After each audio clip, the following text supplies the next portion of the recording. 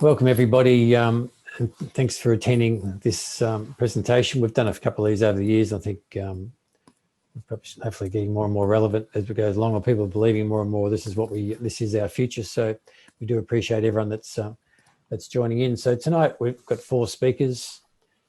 We're going to talk about a range of topics, but what I think is most impressive.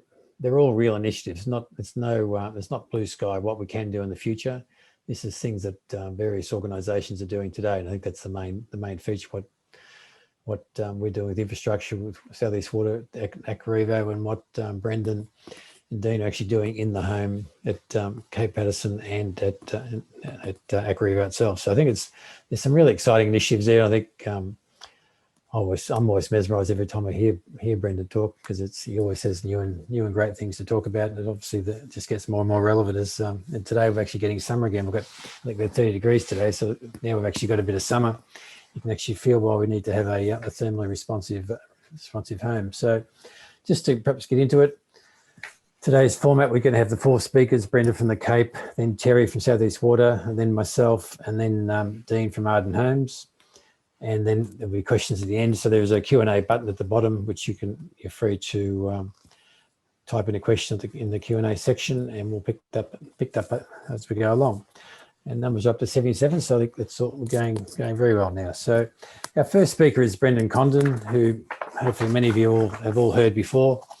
Brendan is I could just say he's a good mate of mine, but I'll better read his bio out.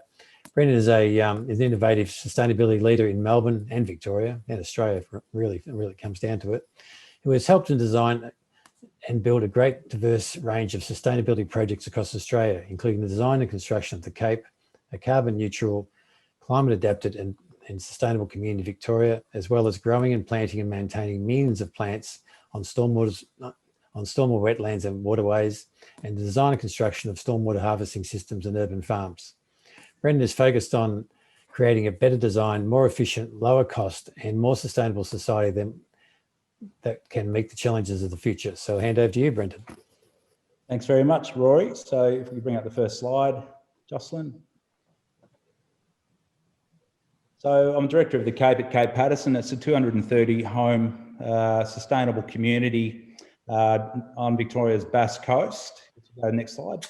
And we're trying to build sustainable, resilient, healthy, low running cost homes to meet future challenges. Next slide. So this is current urban form across a lot of Australia.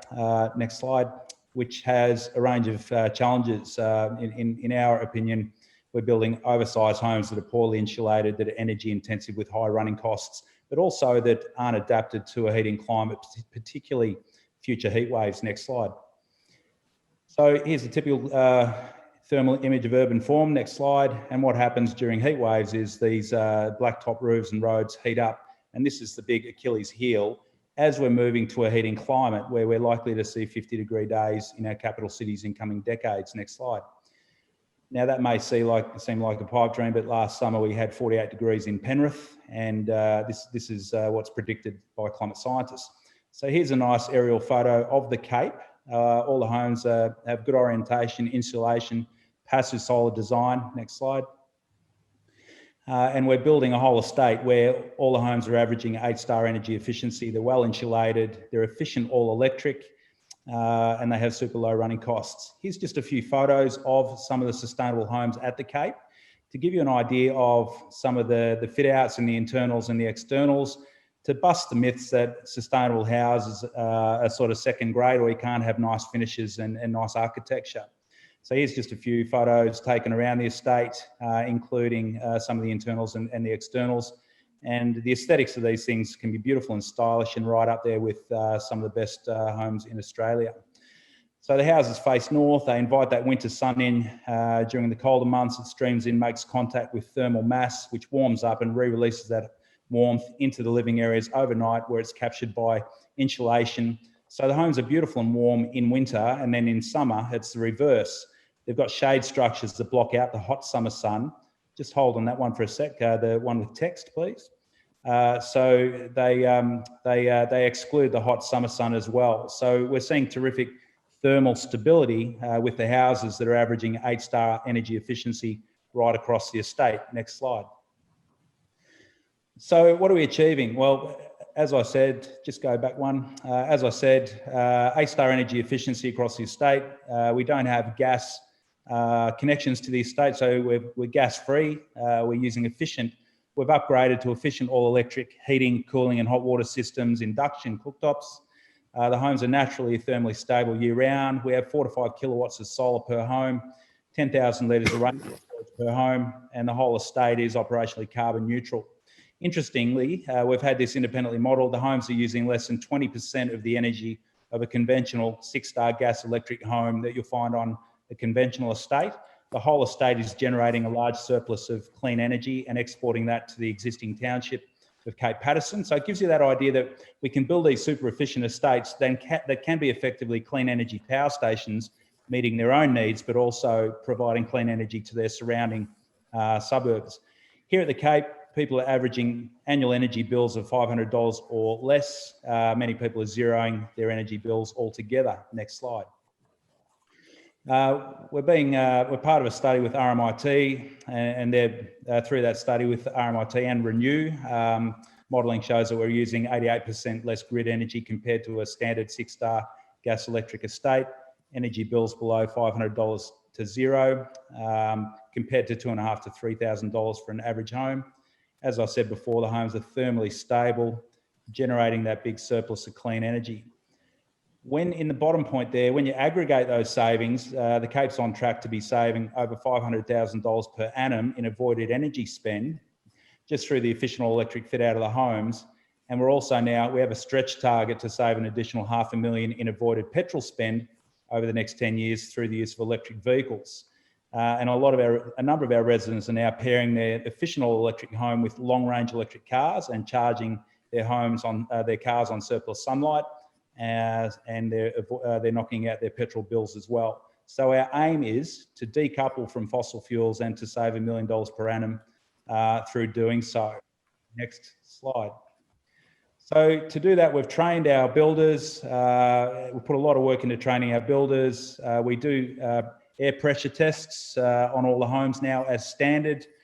These are some of the appliances that we're fitting out. So this is an efficient all-electric heat pump heating and cooling system, a Dakin 7-star split.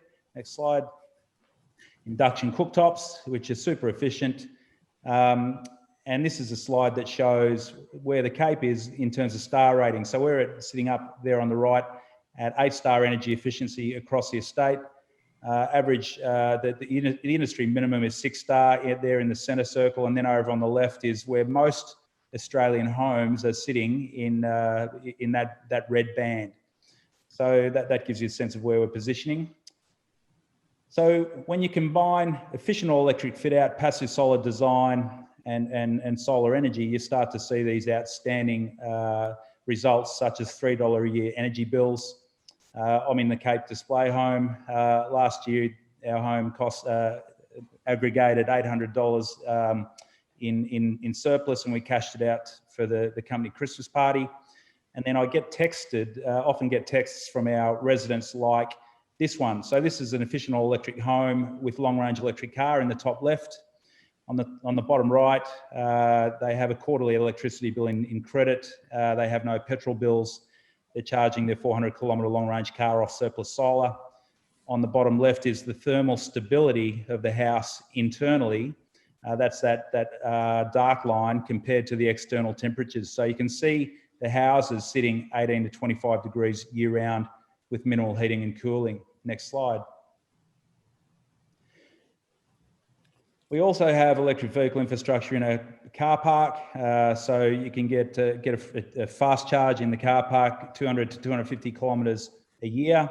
Here's another nice little case study. This is a home of one of our residents in the bottom right. They moved from a house in the suburbs on the top left. There was a gas electric home, probably 4 to 5 star energy efficiency with 2 petrol cars. They've moved into the house on the right at the Cape, which is efficient all electric paired with a long range electric vehicle. Next slide.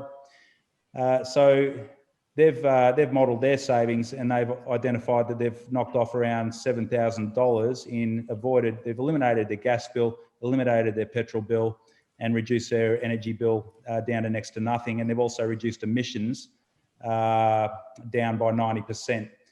So Brendan, you've already sold one block. Jonathan wants to know, how do I move down there? say that again. You've already sold a block, I think. Jonathan wants to know, how do I move down there? Well, look, we'll get into that in the Q&A. So this is the baseline that we compared with that house. And if we go to the next slide, this is their actual energy bill that they just shared with me in the last week or so. So they're sitting in credit in that house. So it's a $7,000 a year saving in avoided petrol and electricity and zero gas bill. Next slide. We're also building modular urban farms. We're using food cubes, which are made in Melbourne. They're wicking beds, they're self-watering farms, and we're building these. This is here at the display. This home produces around 1/2 tonne of produce per annum, and we're seeing these proliferating across the houses. Here's the big stage one of our big community farm. Again, super water efficient, and that's worked really well for the last couple of years. And we're seeing this nice food sharing culture with a lot of food coming out of the urban form. So it's food abundant urban form, and our residents absolutely love it.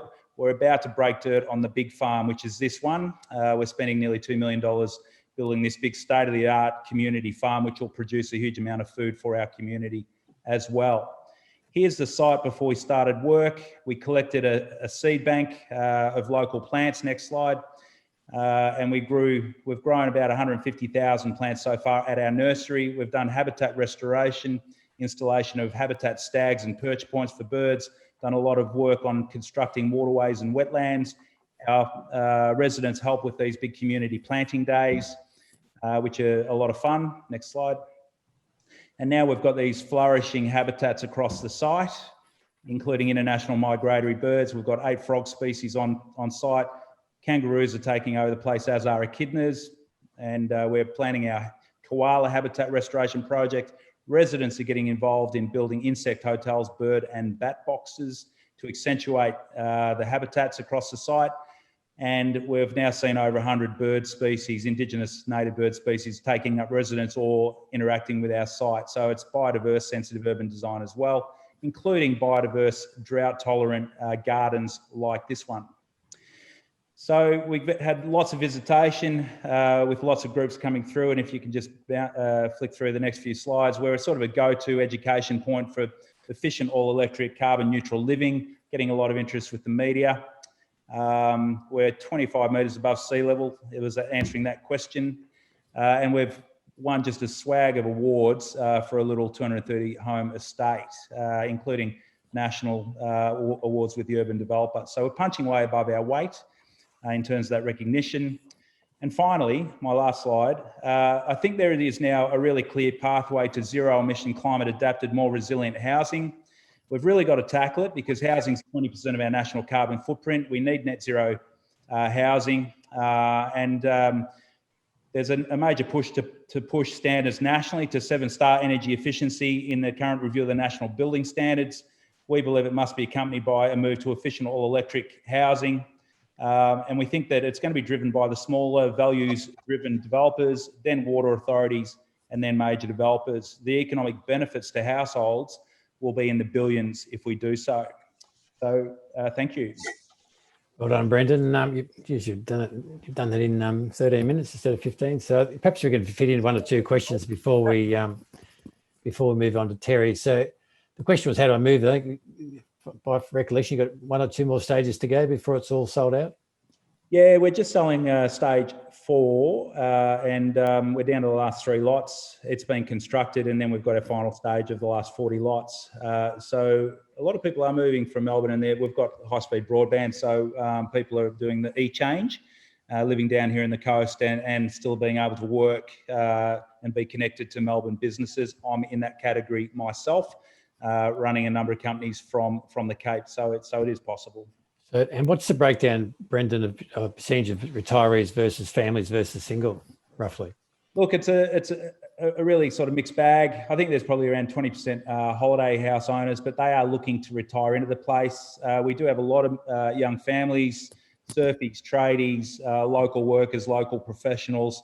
And we have a number of active retirees retiring on a fixed income who don't want to see that income go out on cost of living and bills. So So yeah, look, it's a really sort of mixed, diverse community here, Rory. Questions start to pile up. Perhaps you could reply to some of them online if like while Terry's speaking, and we can come to more at the end. But we'll move on. I think one of the questions too: how far above sea level is up in the escarpment? So it's many meters above sea level. So 5 meters above sea level. Yep. Okay, so always fascinating. Thanks, Brendan. Thank So you. next on our next speaker is Terry Dalgleish. Terry has over 40 years' experience in the water industry, so you must be nearly the same age as me, Terry. By the sounds, I think we've both been going nearly 40 years. Terry's working in the water industry, working for Melbourne Water and Southeast Water. He has held management roles in strategic HR, customer service, capital asset construction and development. In 2019, Terry was recognised by the Australian Water Association as the Victorian Water Professional of the Year, which I think was a great accolade for all the years that Terry's put into the industry. And I know that during my 22 years being membership of the UDIA, Terry's always been around, always been very approachable if anybody wanted to talk to him. So he's just generally a good bloke as well. So Terry, I'll hand over to you to take us through Aquarivo from the Southeast Water point of view. Thanks, Rory. I just might apologise, a bit of internet connections.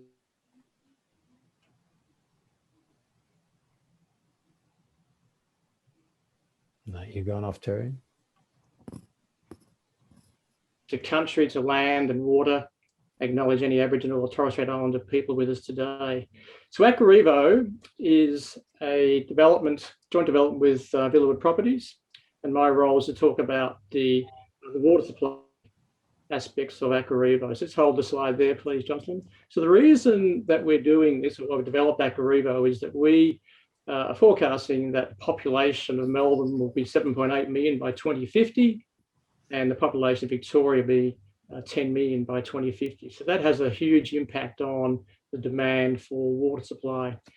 Slide here also shows where Aquarivo is, which is about 40 k's southeast of Melbourne. So this graph here, that's okay, Jocelyn, go to the next one, please. This graph here just shows over the last 100 years the infill that we're experiencing to our dams. And you can see the orange bars at about the early 2000s with the Meridian drought. So we know we're not getting anywhere near the supply of water into our dams. Next slide, please, Jocelyn. This slide's a busy slide, but it's showing the connection between water supply demand and population and also climate change. So I'll just walk you through this. So the blue bar, or the range, if you like, from left to right, is showing that water supply, and the orange is the demand. And the important part of this, with the years across the bottom of this graph, is where they intersect with a lower, medium, or a high impact of population growth and climate change. And that point A is about the year 2047. And that's when we predict that we're going to run out of water. So developments like Aquarivo are very important. Next slide, please, Jocelyn. The Aquarivo difference is that we're going to be using 3 sources of water. So there's rainwater, recycled water, and drinking water. And the use of those 3 sources of water means that we'll be saving drinking water demand by up to 70%.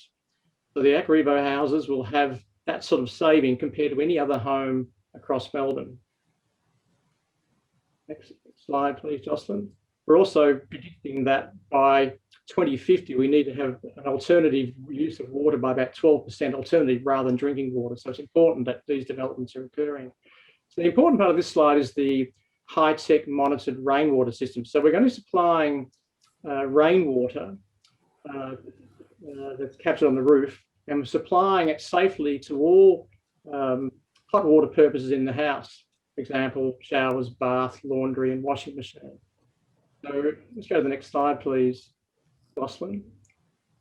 Here's what it looks like at one of the houses at Aquarivo, and it goes through a process, and I'll explain it. So before the water goes into the rainwater tank, it was a 2,400 litre tank, we're screening that water. So it's going through gutter guard, lift diverters, and a first flush system. So it's already screened. So we're getting good water going into the rainwater tank. We then go through a micron filter and an ultraviolet lamp before the water that goes into that white heat pump on the right-hand side of that rainwater tank. We then heat the water in the heat pump to 60 degrees, which kills any remaining bugs and pathogens. So we're now supplying safely rainwater into the houses for hot water supply, but it's non-drinking water that we're supplying for the showers, baths, laundry, etc. Next slide, please, Jocelyn. We're also linking in Tank Talk, and this is a wireless technology. So we know that the usage pattern within the house, we know the catchment of every house built at Aquarivo. We also link in the weather forecast data, and we're monitoring the tank levels. So the combination of all those means that if we have a rain event that is likely to occur tomorrow, for example, hold that slide back, please, Jocelyn. If we have a rain event that is likely to occur tomorrow, we can then release water out of the rainwater tank, and that reduces the nuisance flooding that might occur by about 25%. With 460 homes that are being built at Aquarivo, we'll have about 1 million litres of storage. So that's about that retaining or controlling any nuisance flooding. Next slide, please, Jocelyn. We're also installing an intelligent pressure sewage system. Most houses in Melbourne have a gravity sewage system, but we're installing a pressure sewage system at Aquarivo. And we're installing what I call a pressure sewage pod, which is that image on the left-hand side of that slide, which is the tank, if you like. It's a 1,100 litre tank. Can you imagine in the morning we wake up, we go to the toilet, we shower, and all water companies have to cater for peak demand of wastewater going to our networks during that time. And again, at night time when you come home, you might also shower, put dishwasher on, etc. So we've got all these peak flows that are occurring, and we have to cater for those peak flows. With a pressure sewage system, with the pod located at the front left-hand corner of the property, we've got, once again, storage facilities. So we can then smooth out the pattern of that wastewater flows, which then means we can put in all the size pipes and networks as a result of the pressure sewage system.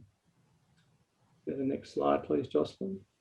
We're also installing at Aquarivo a on-site local water recycling plant, which will be the supply of all recycled water into the houses. At the moment, recycled water is being provided by neighbouring estates, but we're going to be building this plant. We had to wait until a number of houses were built so we can get the supply of wastewater to keep the plants alive. So this is it's going to look like this is a greenhouse type of system. It's got organic plant-based process for the treatment, including sterilisation and chlorination as well. And this will be the supply of recycled water back into the homes for toilet and cold water in the washing machine or any garden use. And we're in the last stages working with the EPA, Environment Protection Authority, for approval to build that plant. Next slide, please. Awesome. Now, this is all controlled by what we call a one box, which is the brain, if you like, behind the whole system. So that image there, the top right-hand corner, which is the one box, which is a size of a cereal box, and that monitors the tanks, the flow supply of rainwater into tanks. It monitors the pressure sewage system, and we're also building with it an app that we can provide data to our customers so they can see real-time water use data. And also we're linking up the... Sorry, Rory? There was a big crash noise happened on your system there. Something. Keep going. It could have. We're also linking in the power and gas companies' data so we can supply first time to the customers all utility services, water and sewage and energy use. So that will help hopefully influence customer behaviour. We're also putting on the estate, we've got digital meters there as well. So they'll be getting electronic alerts and their bills electronically. And the alerts will also, if there's a potential leak in their house, then we can alert the customers as well. Next slide, please. Now these slides here, there's a few here on the Aquarivo house. And Dean will talk about the Aquarivo home, which they built and the features in the home. But from a water supply point of view, we're also using this as an education and research facility. And we've built in a smart irrigation system, for example, which has moisture sensors and temperature sensors all through the garden. So we know when a plant needs watering, what plant it is. And we're also working with Melbourne University and CRC Water Sensitive Cities. That picture just there, just hold there, Jocelyn, is one of our weather stations. And we've got an experiment with the Melbourne Uni looking at how we can influence the temperature at the house and how that might have an impact on the efficacy of the cooling and the heating systems as well. Go to the next slide, please, Jocelyn. That's one of the sensors we're putting out. And you can see in that fence line, there's also misting systems. So the hypothesis here is that misting systems can be a way of improving the efficacy of a cooling system, but also improve the temperature around the house. So although we're trying to save water at this development, the hypothesis here is that you could use water, very small amount of water, and it might be more efficient than using energy for cooling systems. So this is a bit more experiments. Let's go to the next slide. And that's a misting system in the courtyard of the house. And just a plug here about this development who's got some international and national interest. So you can see people from all over the world are coming in delegations and tours to see Aquarivo, which is pretty pleasing for us. And just next slide, please. And just a summary here. So at Aquarivo, every drop of water counts. So we have 3 sources of water, resulting in a reduction of drinking water demand by up to 70%. Tank talk, which has the reduction of 25%, peak runoffs can be reduced. The installation of a water recycling plant, an on-site water recycling plant, the first of its kind, and that closes the loop. So all water in development remains in the development, which is an important feature of Aquarivo. Influencing behaviour with the use of the app, and all controlled by that one box system. So in terms of water, we believe Aquarivo is the future of residential development. Thank you. I see. Thanks, Terry. Some people are using chat and some people are using Q. Could everybody just use a Q&A? Then we won't lose questions because there's a few people going to 2 different forums to ask questions. So, Terry, as I said earlier, I really commend Terry and Southeast Water for their fortitude to really invent, research and develop these technologies on behalf of Victorians. You know, they're only one water board. It's not Melbourne Water doing this. It's actually just Southeast Water. So I just think it's amazing that they've put the time and effort in to do all this, and then engage with Villawood to come and build it so that people can come and touch and feel and appreciate how much better their houses can perform. And that misting system, Terry, I've experienced that in a few rooftop bars, but good to see you putting in your alfresco as well. I think it sounds like a good thing. Here at the house, Rory. And I think the merit of this project is that whilst it's got pump sewage and everything else goes with it, it's a system you can actually pick it up. You could take it to a remote mining town in remote Australia, which has got very little water and very little power and no sewage, and so because there's going to be a black water treatment plant here as well. So it's going to be it's actually a completely contained system which doesn't need to have all the extra things bolted on, but they've all been built there just to prove they do work in harmony with each other. So it is a pretty cool project. So congratulations, Terry. A few more questions. I think you've finished a couple minutes early too, so I might just do a couple of questions. Are you setting out the grey water? Separating out grey water, which is actually want to talk about the black water system for a second.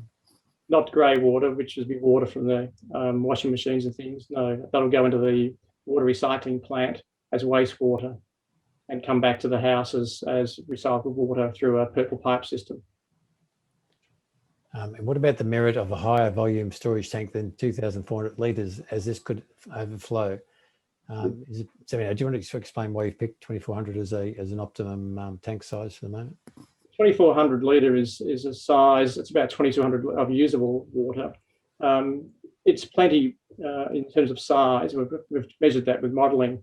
The issue would be more about what's in the heat pump that can supply hot water, which is 300 litres. If there was no rain, for example, no rainwater in the tank, then drinking water supplied as a backup, so the customer would never run out of water. But we did some modelling, and the ideal size is about 1,700 litres of tank. So 2,400 is ample in size. The issue would be more about the heat pump and the capacity of that heat pump to supply hot water. Yeah, I think to add to that too, because there is recycled water, some people think, why don't you put the excess water in the garden? But that's not the idea, is because we've got recycled water for the garden, and this is to get all the potable water to go through the hot water. We're not allowed to call it potable water because it's going through the hot water service, but that's effectively not use potable water through our hot water service, which is a significant saving. Okay, thanks, Terry. And I'll move on to me. So I'm Rory Costello, one of the executive directors of Villawood Properties and the founder. And we'll talk about Aquariva from the power point of view, because Terry's covered all the water aspects, and we were lucky enough to be selected out of a selection process. I think it was 14 applicants to partner with Southeast Water to deliver Aquariva, and we've been pretty excited. I think it's probably in our 7th or 8th year now, and down to our last 30 odd lots, I think. So originally started off at 460 homes across 9 stages. Quite a variety of lot size, from 240 square metres up to 700 square metres, and it's situated north of our existing Marriott Waters project. So we already had shopping centre, schools, club, ovals. I think it's about 3 kilometres of wetlands. So it was a bit of a natural extension here to extend our wetlands up through and keep the same format of the linear park of wetlands up through Aquariva, which made it a very sought after area, because once people knew what was next to it, Marriott's, they knew here was going to be just as attractive, and on top of that, of course, all the sustainable features. So it has been a real winner.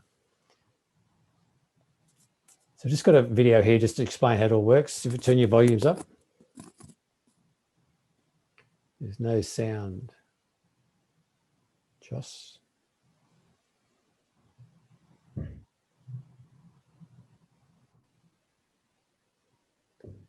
Still no sound.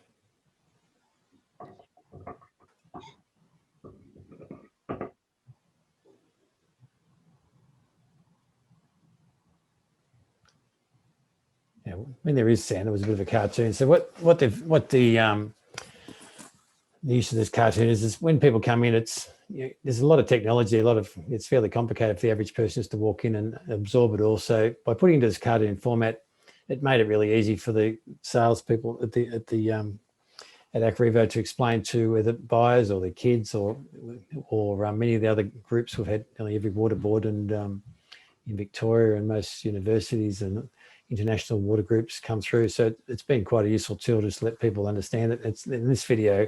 It's got no sound this particular minute, but you're welcome to listen to it off the Aquariva website, where I'm sure the sound will play.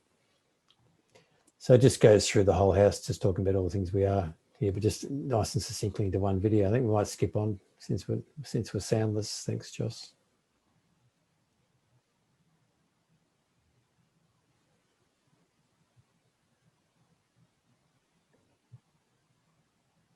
Next slide. Where's it?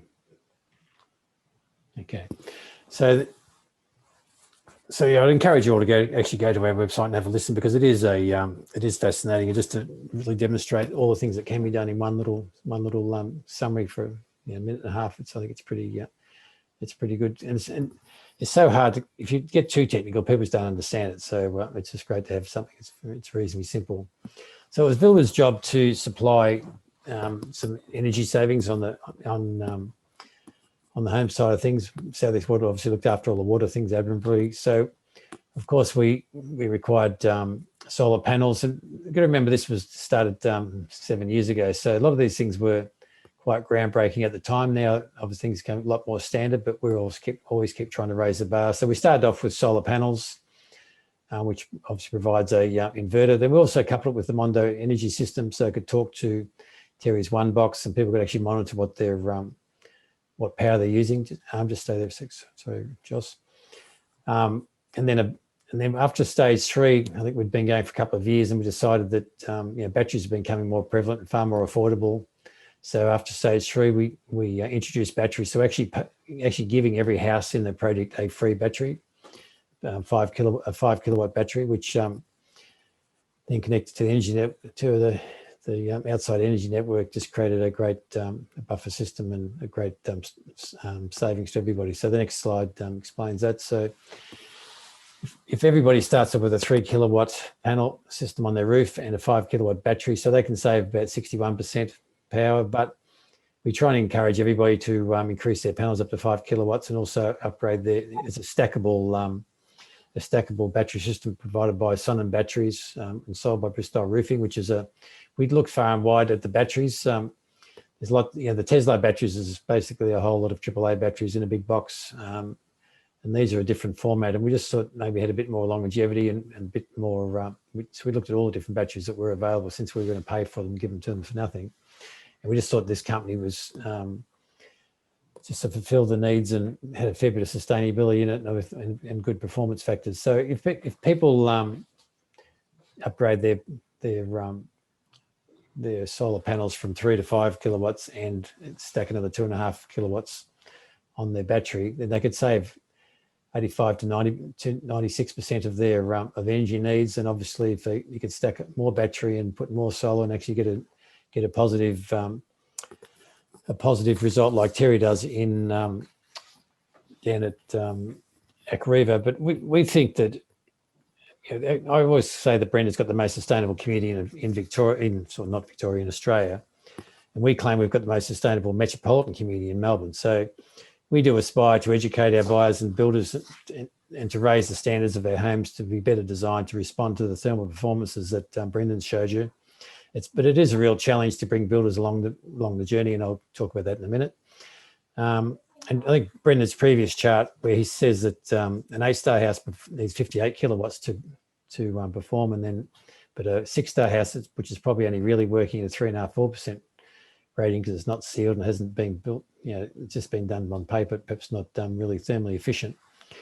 That needs 300 kilowatts. So it needs 5 times as much power to run a 8-star home compared to how a 3.5, 4-star home runs. Next slide, thanks.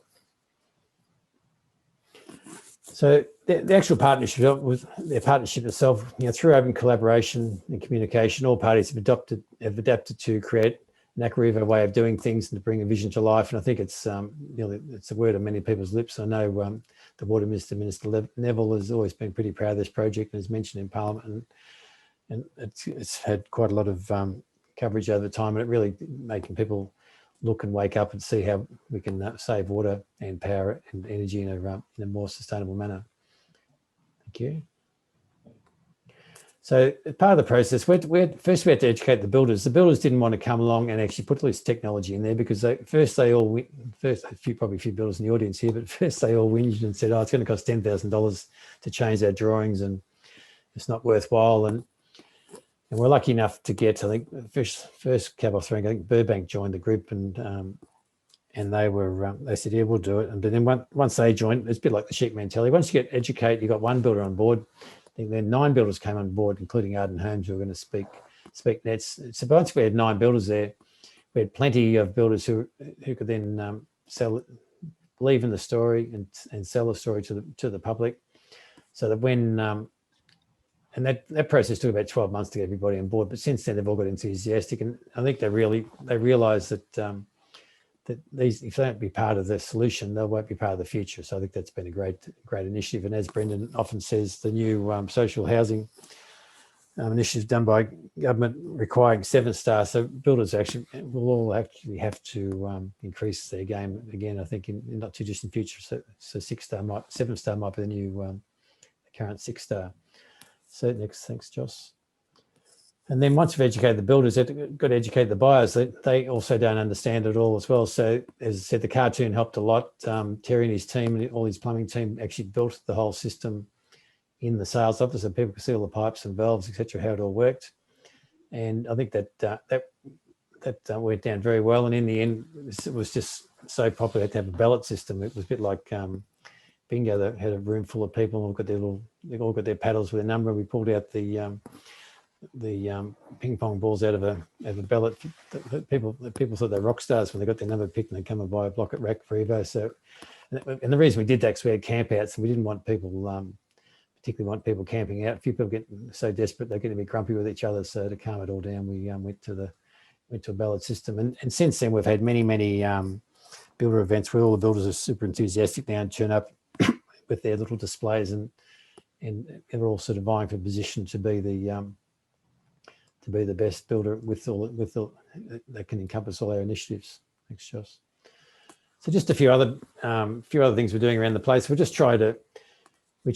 like to take Terry's technologies around to other projects, which we're just obviously the research and development's got to prove itself completely before everyone's comfortable to take it elsewhere. But some of the other things we're trying to do our project up Lonicera, which is a little one in Wood End. We're sort of using some of Brendan's learnings and taken up there. So up there, we've required everyone to have the solar system on their roof, and we've got bigger rainwater tanks here because it's not being used for through the hot water service because we can't use that technology yet. But in the meantime, they can use it for toilets and around their gardens they want.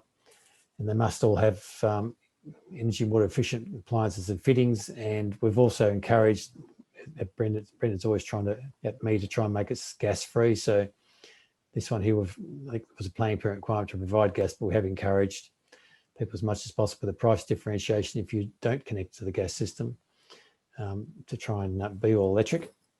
Thank you. And just as a developer first, we've provided free of charge consultancy so people can actually, who don't know quite what to do, we've provided the contact with a energy consultant, which we pay for, who can come and look at their design, help them along, and they receive a free copy of the Energy Freedom Home by Robert Keish, which aids purchasers through a step-by-step guide to building an energy-free home. And then one of our newest projects, Alamora. Once again, we'd love to get some of the Aquarivo things in there, but we've just launched it. And this is a large project. Once again, it's a bit of a bravery for us, I suppose, to try and go. I think once again, Brenda's trying to push us to be gas free, but we are looking at trying to do that, particularly whether it's in precincts for a whole project. But we're here. We believe we are leading the industry with water, energy, community, and waste management and material systems. The practice we're all encouraging, including our low energy lighting, recycled timber and aggregates, low embodied energy playgrounds, and sustainable landscaping requiring less water and maintenance. And I think our whole club system itself just creates a community sustainability in itself. I believe this community is one of the pillars of sustainability. So if your community is happy and all happy together, that actually gives you sustainability all in itself. I think we've covered most of those things. Joss, keep moving. But up at Rathdown, once again, we're just trying to do new things all the time. So once again, with this time with our club up there, we're doing a microgrid, but every household here also we encourage to use low energy appliances. And here we've created a community energy precinct. So with a microgrid, we've got a smart precinct microgrid that utilises solar generation from townhouses and the residence club with a large battery to reduce costs and maximise the renewable energy generated within the precinct. So it's a bit like Brendan's project down at the Cape, where Cape Patterson, his project actually starts supplying power back to the local town. It's a smarter home that shows your electricity consumption and generation and control your aircon system remotely to maximise your solar PV generation. And I think the big focus here is probably 50% of the power generated is green energy as opposed to coming off the grid, which is the aim of the game, to reduce as much fossil fuel generated power. And then we start back to another little small park in another small project in Wood End called Rhonda Park, which was up in the ante again to 7.5 star homes as a minimum, 3.5 kilowatt minimum solar. And these will be still going to push even harder to have full electric efficiency homes without gas, and provide the same thing with the energy consultant. And and these are large blocks too, so people have far more freedom to position their houses for good solar orientation. Just a few other bits and pieces we do as part of our community is just local schools planting trees, thank you, which the kids love doing.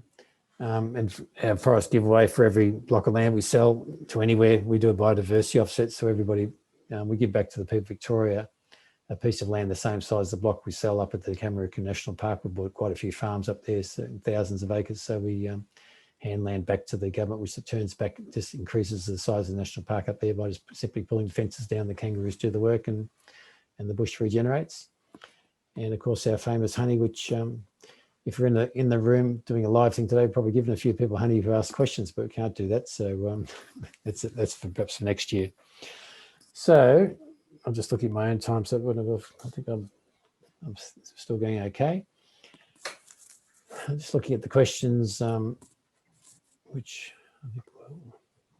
There's been quite a few questions, perhaps I might hand over now to Dean to do his talk, and then we'll come back to the questions. We're going to have a read through them and collate a few common themes. So Dean's our next speaker. Dean Morrison, he's the director of Arden Homes. He's a passionate sustainability advocate with 25 years experience in the construction industry. He's a founder of Arden Homes, and his belief that intelligent layouts and stunning designs should work together to create a unique and beautiful homes that led to Arden Homes to win multiple industry awards. Dean is a passionate advocate for sustainability in the building industry and enjoys a collaborative relationships with leading sustainable energy innovators. Dean and his team proudly incorporate sustainable practices and technology to every new Arden home and support the development of renewable energy and energy storage solutions. And I must personally commend Dean, because they certainly have bitten the bullet. What of other people wins they can't do. They don't want to do 7 stars. Well, Dean comes along and does 8 stars. So I think that's been fantastic. It's been a great part of our story. So thanks, Dean, and take it away. Thanks, Rory. I'm going to talk about the Aquarivo house in terms of from a construction point of view and how things can actually be done for a typical, I guess you could call it a volume home or a home that's accessible to everyone. So Arden Homes actually won the 2019 Master Builders Victorian Best Sustainable House Award with the house down at Aquarivo.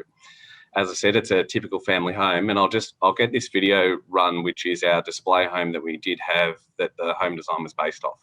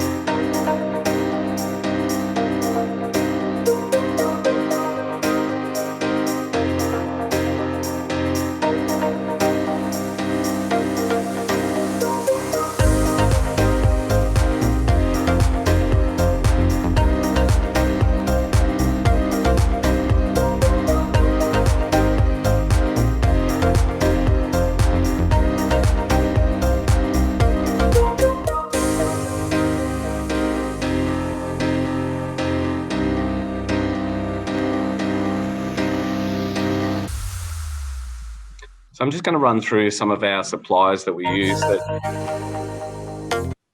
that all builders would come across and that a lot of people in the audience would be familiar with.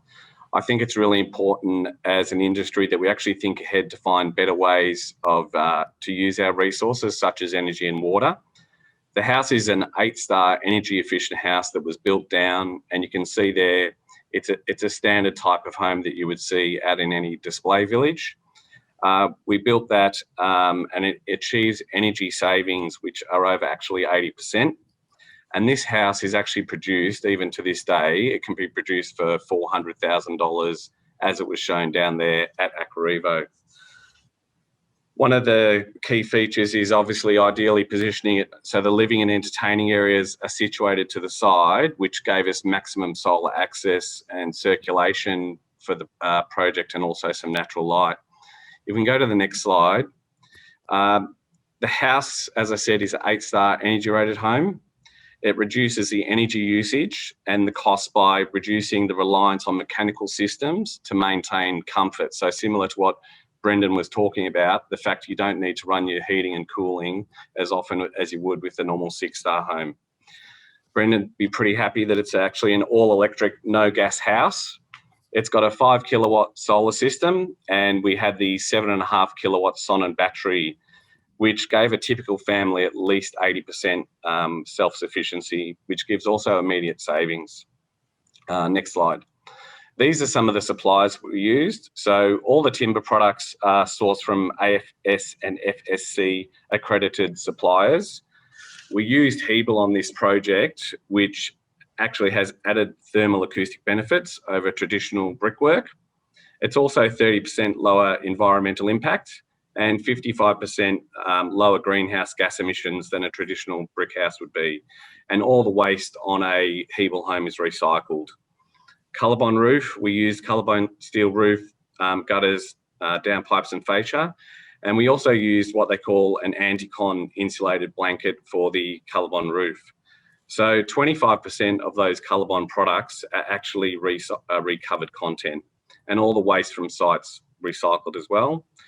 The insulation blanket that I was talking about is designed for temperature as well as noise control for homes with steel roofs, and it's actually manufactured from 65% recycled content. We use Gyprop Supercheck plaster linings on this project, which is 11% recycled gypsum. It's all recycled face and backing papers, and most importantly as well, it's manufactured in Australia, and all the waste once again is recycled. The Polytech cabinetry has a global green tag scheme standard.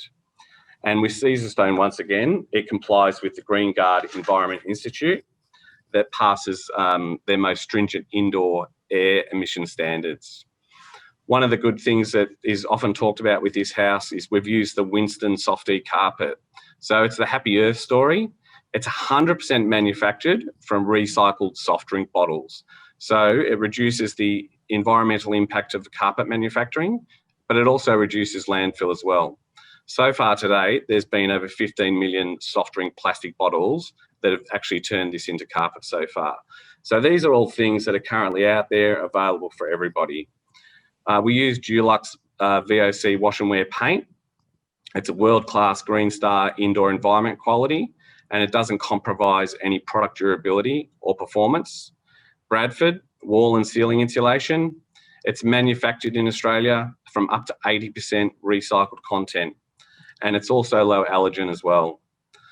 Out of this, we used A&L windows, which were double glazed energy advantage windows, and they reduced the thermal loss by up to 60% compared to a traditional single glazed window. If we can go to the next slide. Following up from what Brendan was talking about with heating and cooling, at this property we use the Actron Ultima reverse cycle, which is an all-electric heating and cooling system, and it's powered by the solar panels and also by the Sonnen battery storage. It's all smartly zoned, so you don't have to run everything at once. And once again, it's manufactured here in Australia. The performance that it delivers compared to a traditional heating and cooling is up to 60% more efficient. The Odyssey air exchange system is something that you don't really hear a lot of. It's a CSR product, and essentially it's like putting a giant bottle top on your roof in terms of that's what it actually looks like. But what it actually does is it replaces the hot air inside with fresh, cool air from outside. So recently, with these warm nights that we've been having, instead of having to run your cooling, what it does, it drags in that cold air and replaces it. The other thing we all talk about with going to 6, 7, 8-star homes is one issue that builders have to deal with is mold. So as these homes are sealed up so much, and we've got a nice warm climate inside and outside it's cold, there's that risk of mold and condensation. So what happens is the Odyssey, when it's in the colder weather, will draw the warmer outside air to refreshen the damp, stale air indoors. And it has humidity sensors that monitor and control the potential damaging condensation in that home. So it probably would have been quite handy in hotel quarantine as well. So actually changing over some air. And it also provides year-round comfort and also a much healthier indoor environment for us all to be living in. LED lighting is a feature. They're obviously the most efficient downlights that you can put in today, and they require very little energy to actually run. They use 90% less compared to a traditional halogen light, which were all the rage probably 20 years ago. And it's something that we should be encouraging all those established homes that are out there nowadays to be changing those over. We used integrated Fisher and Paykel appliances in this home. And once again, being an all-electric home, induction cooking, One of the benefits of induction cooking is that the water actually heats up much faster than what it would take for a normal pot to boil. So you're using once again less power than what you would for a traditional gas heating element. Both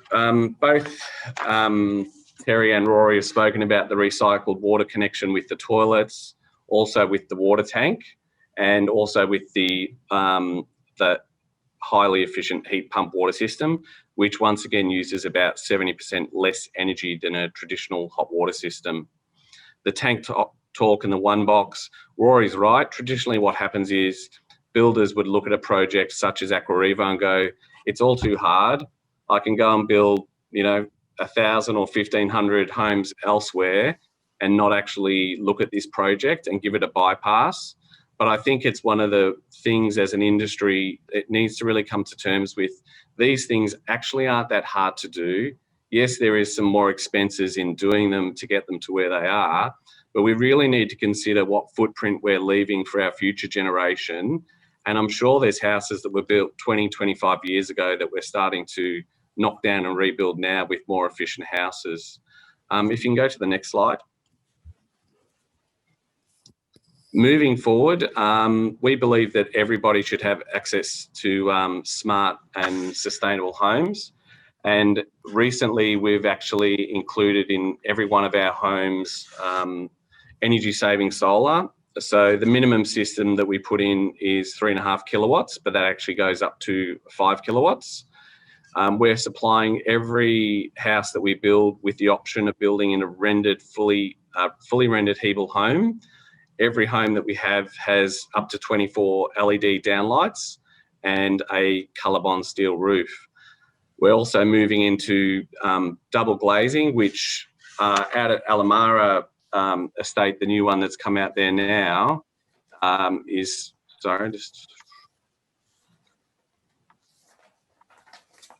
at the Alamara estate, one of the things that I went to the launch last week was great to see that it really relies on developers such as Villawood to lead the way, in that as much that they're saying that within that estate, they want to see double glazing, they want to see solar energy and these sorts of things. So I think it really takes a whole industry to move towards it. And if we all do our little bit, we're obviously going to be better off in the long run. Thanks, Dean. Well done.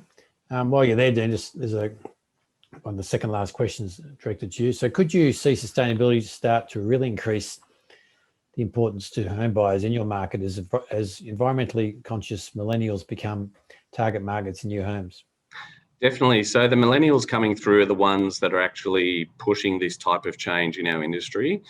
Unfortunately, we still have people come through our display homes and they're looking at what category Caesar stone they can have, or what carpets and these sorts of things they can upgrade. So if somebody comes to us today and says, I want to buy one of your homes, but I don't want to take your 5 kilowatt solar panels, I want you to give me a credit back so I can spend it in the colour room, the answer to that is no. So it's definitely driven by that younger buyer. And I think it's something that the industry really needs to stand up and say, hey, these are things that are mandatory, and hopefully more developers adopt the Villawood style, where it becomes part of the subdivision that these things have to go in. Yeah, I agree, Dean. I've always said that when the buyers come in the door, we appeal to the hip pockets of the parents for the savings. That's their main priority in life. But then we try and appeal to the environmental conscious of the kids when they come in, or their children, because they are number one, they are the future. As they all come through, we become more and more environmentally conscious. My 4 daughters are always pushing boundaries of what we should be doing, not just in an environmental way, but in a social conscience sort of way. Yeah. Just a few more questions. I think Helen's been very prolific with her questions. She's built a 7.5. I think she's built a house which is commenting that misting is working or helping at her house for cooling, and they've achieved 7.6 stars. So congratulations to Helen. A couple of questions for you, Terry. I'll just try and group a couple here for you. Jonathan is asking, with using the recycled water in the toilets, how do you get a clean looking toilet rather than looking a bit grimy or grey brown from the water? How good is the water, and how clean, just by, I suppose, experience, is the toilet water? We haven't experienced that problem at the moment. Some years ago, there was an issue about 6 years ago with the colour of some of the recycled water, and that's been rectified with work we did with some of the trade waste customers. But we haven't had a problem at the moment. Because it is Class A water. I mean, perhaps you're using Class C water, you get pretty grubby looking water, but Class A should be pretty good. And another question to you: are there any water efficiencies in the public open spaces, and has council supported any? Yeah, also a similar question about storm water collection. Did we look at storm water collection in the community on the streets? And we did do that, but with the water recycling plant and the modelling of the amount of water coming out of that, we'll probably have too much water. We did look at, say, for 5 months where you might use stormwater collection and then treat that water.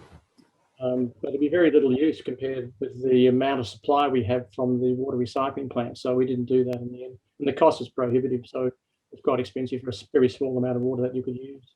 Yeah, great. Thanks, Terry. And Brendan, question about matching amenity outcomes from smaller homes. I think you've always talked about the ideal home is under 20 squares to try and get the maximum efficiency. So can you perhaps just talk about size of homes and the comment on the buyer mindset regarding the size of homes? Yeah, so we have a maximum size of 200 square metres of living area, excluding garage and external decks and so on. And look, it really hasn't been an issue, Chris. I really think I can only remember one person who said that'll be an issue. So the average home size here at the Cape would be about 130, 140 square metre houses.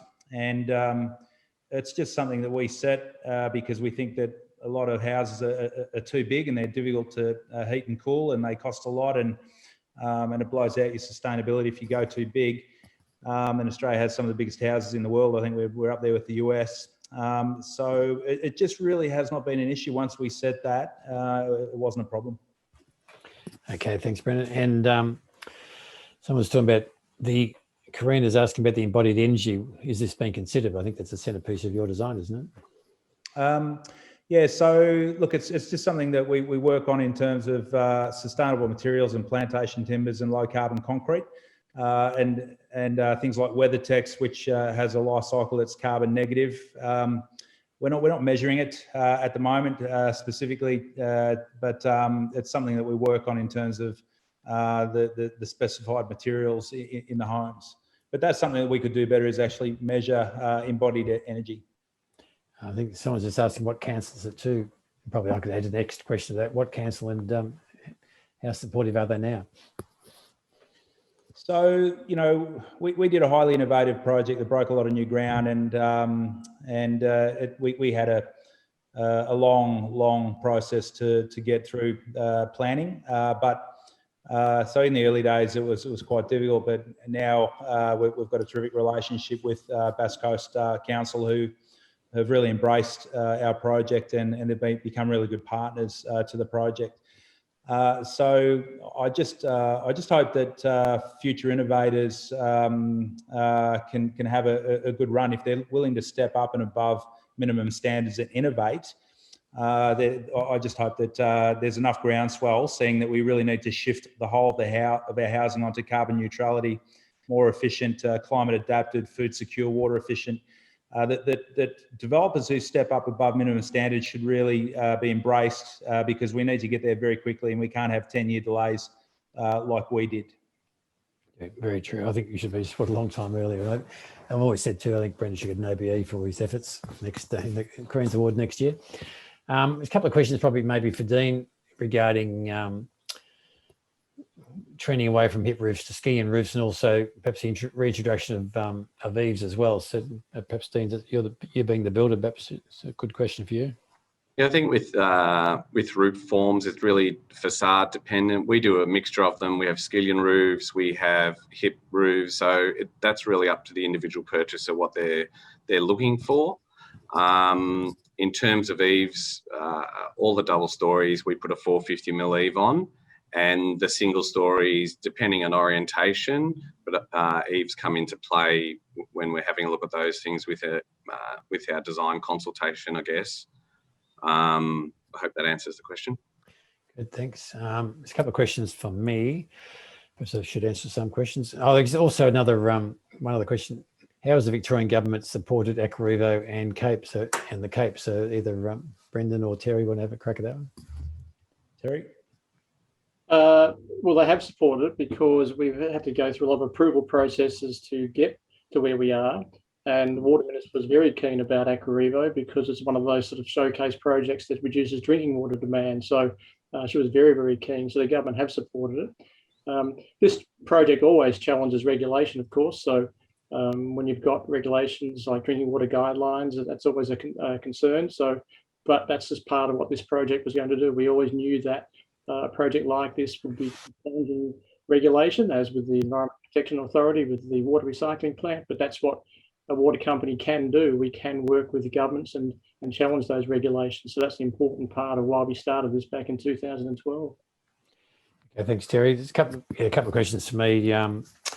Is the market ready to pay for upfront,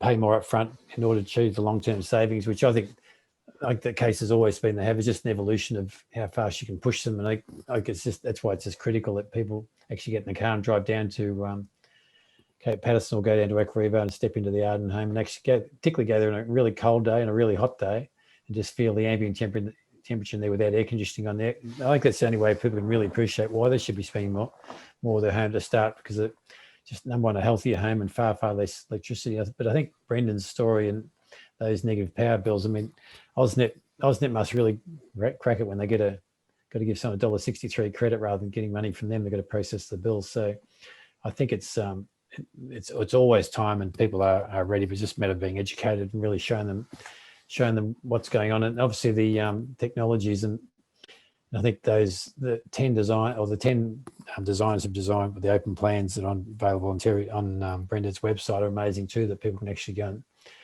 look at other designs which are very thermally efficient, which the builders all of 100 and odd people listening today. Hopefully a few builders will go and look at some of those things that Brendan's done. Rory, just a quick comment on that. I think if you train your workforce and you get your designers working with builders, with energy efficiency experts, and then you do it on scale, they become very practiced at building high performance passive solar homes, and the costs reduce. And a lot of that premium can be eliminated through good design. The costs of energy efficient systems has dropped. Solar panels have dropped by 80% the last 10 years. It used to be expensive. Nowadays, there's very little premium if you harness good design and if it's done on scale. And then you unlock a house that's got very low operating costs. You can put it through a 20-year mortgage calculator and it'll pay itself off a couple of years early. So I don't think there's a big premium now, particularly if you train your workforce, particularly if you can do it on scale. And that's why it's so important we get some bigger 1,000-lot estates and 2,000-lot estates, and we set a new benchmark, and then volume builders will adjust to that new normal, and you'll get that scale efficiency. I would think. I don't know, Dean. I'd like to hear your thoughts on that. Yeah, I agree with you, Brendan. It's if the volume builders can get away with it, with all due respect, and that they will, because it's about, from the consumer's point of view, yes, they're getting a cost-effective house, but I'm not too sure they're getting the best house for the right outcome. And exactly what you're saying with energy bills, saving $2,000 a year just in having solar, I mean, those savings are very significant. I mean, it's $40 a week. We've actually got one of our senior leaders who's bought a block down at the Cape last month, actually. So we'll be doing a collaboration down there over the coming period. That's good news.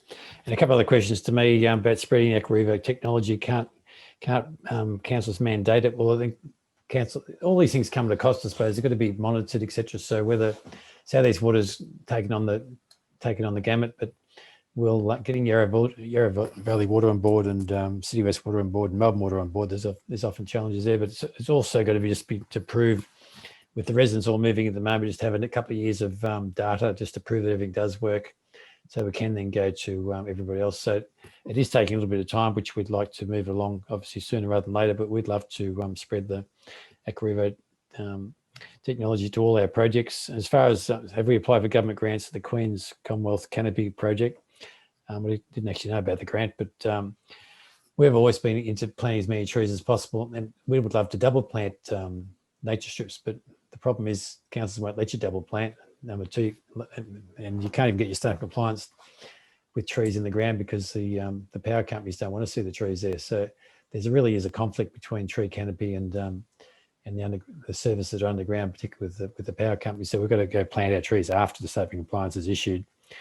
And the use of another question about deciduous trees, we would love. I always believe that we should be using native trees along the waterways and streets that face streets that actually face the waterways. But within the urban streets, we should be using deciduous trees. But that's all often we're at the hands of councils too. We've got a wide range of views on what should be used. But I do believe deciduous trees with the seasonal protection and letting sunlight in winter is a far better use within the projects. And medium density. Are we going to apply these more efficiency to medium density? And the answer is certainly yes. We want to come up with. We're just moving into that space ourselves now, and getting a high star rating and high performance is one of the main priorities of which Brendan is assisting us there as well. We're probably just about running out of time. I think just trying to flick through. I've probably lost myself in these questions. Rory, I did notice a question earlier on when I was speaking about why didn't we use the Eastern Treatment Plant for supply rather than putting on a local water recycling plant. And the reason for that is we wanted to prove that we could do a local decentralised plant at a development and close the loop. And if we do that, then we can service any town in Australia, which is what you indicated when you were speaking as well, Rory. So that's why we did it. We've got a branch sewer next door we could have used for our sewage system, but we wanted to put in pressure sewage system and have recycled water being supplied to the development. So we wanted a localised, decentralised solution. So I think as a group, I think just to wrap things up, I think to have a government authority who's, as I said earlier, to have the fortitude to actually go and do the research and actually create these products and let us come and build them for them, or build a project that they can install them there, and then get builders on board like Arden Homes, and then what Brendan's been doing and pioneering all by himself for years, many years of beating his head up against a brick wall, trying to get rezoned and get resident support, which he's turned everybody around, just proved to everybody that he really was a true warrior for the environment. So I think to have all these people in one spot today, all actually, as I said from the very start, all actually doing something, not actually talking about what can be done, but actually walking the talk, I think is sensational. So I'd really like to thank Terry and Dean and Brendan for participating today. We did do it last year, and unfortunately, we normally like to have a refreshing ale with you after the thing, and people come and ask more questions, which didn't quite make the screen. But we'd just like to thank everybody for participating today, and for 91 people still holding on there listening to us. So I think that's great. And next year, hopefully, we'll be all COVID free, and we'll be able to do it live. And certainly, you can contact either all four of us if you've got any other direct questions you want to answer. Most people are pretty happy to participate with answers, and let's just raise the standards across the board for everybody. So thank you. Thanks, Rory. Thanks, Rory. Thank you, everyone. Thanks, everybody.